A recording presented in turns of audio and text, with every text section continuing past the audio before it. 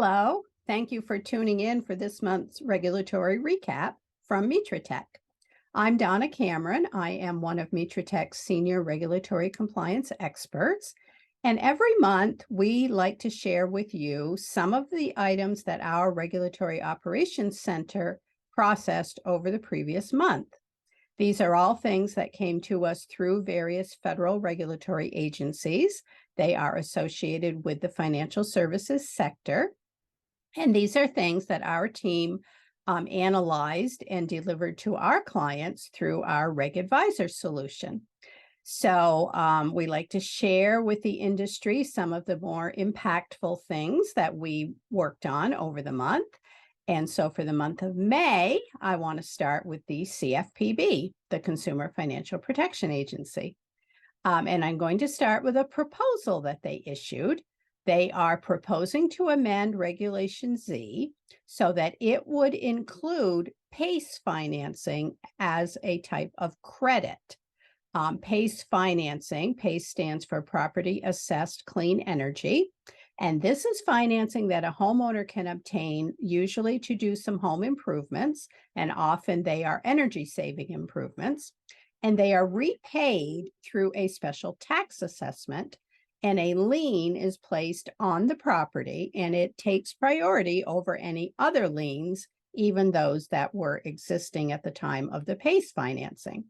So the CFPB is proposing to apply Regulation Z's ability to repay rules to PACE financing, so that those who offer PACE financing would be required to be sure that the consumer has the ability to repay that financing before they authorize it. So that is a proposal, and comments are due by July 26th on that.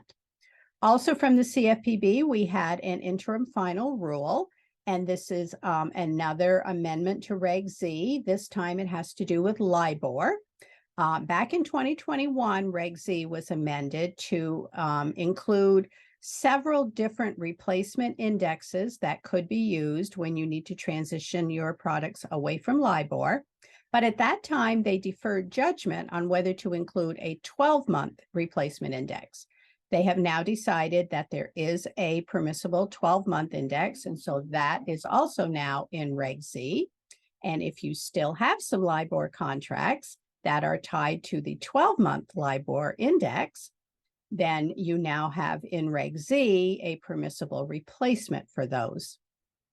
And then lastly, from the CFPB, we had a circular which provides guidance to those of you who offer consumer deposit products. They want you to know that if you choose to reopen a consumer's deposit account after the consumer has closed it, and then you allow some transactions to hit that account, and perhaps those transactions overdraw the account, and then you charge a fee on the account, or you impose some other types of fees on that account, like monthly maintenance fees. Any of those types of actions can be considered unfair under UDAP and could be cited as unfair actions. So if you ever reopen a consumer's account after they've closed it themselves, be aware that you may be subject to a citation of an unfair action. Then from the FDIC, we had a proposal. They are needing to recover the losses to the Deposit Insurance Fund that resulted from the closures of Silicon Valley Bank and Signature Bank. So they are proposing to impose special assessments on FDIC insured depository institutions to recover those losses. And they are looking for comments on that idea by July 21st. From Nacha, we had 9 different proposed amendments to their operating rules. 7 of these are related to credit risk management and 2 are related to debit risk management. So on those 9 specific proposals, they want comments by June 16th.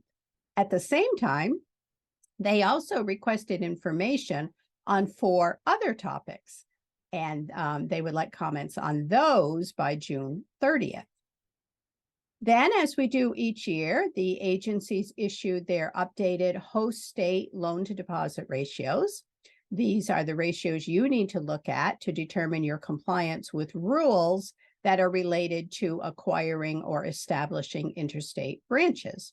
So every year they update those ratios, and you, if you have interstate branches, probably should take a look.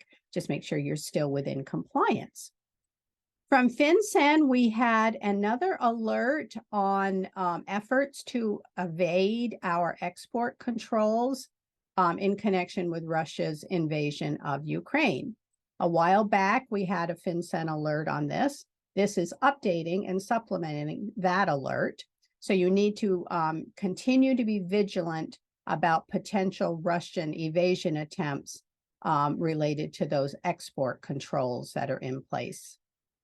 And then lastly, for this month, from the NCUA, we had a proposal, and they are proposing to amend their charitable donation accounts rule so that it would include war veterans organizations as a type of qualified charity that a federal credit union may contribute to using a charitable donation account. Right now, the only charitable donation accounts that are charitable organizations that you can use are those that are under 501c3. Veterans organizations come under 501c19, and they are proposing to add those. And then they also asked for comments in here on whether there are other types of charitable organizations that perhaps could also be included. And they would like your comments on that by July 31st. So that ends our recap for May. I will look forward to talking with you at the end of June and hope you have a great month.